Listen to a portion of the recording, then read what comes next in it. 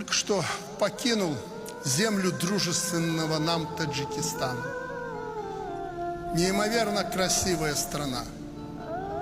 К сожалению, только 4-5% там, где можно жить, кормить людей. Около 10 миллионов человек. Быстро растущее население. Все остальное горы.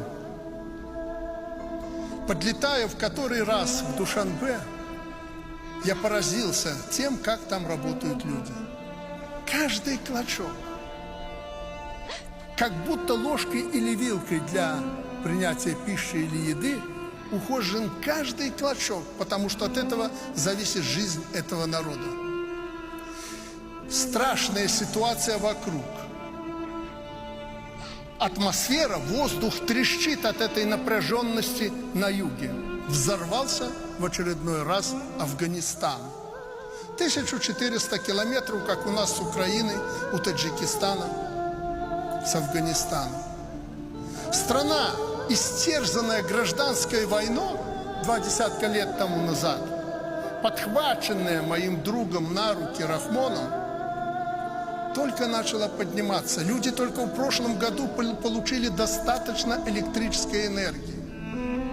Жизнь тяжелейшая, но люди преодолевают это. И снова беда.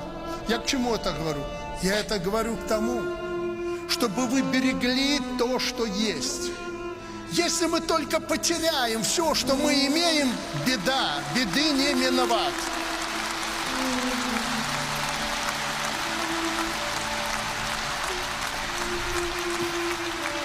И когда ты возвращаешься в очередной раз домой, ты в очередной раз начинаешь понимать, в какой красавице, в какой прекрасной стране, в каком прекрасном месте, подаренном нам Богом, мы живем. Берегите это принадлежит нашим детям.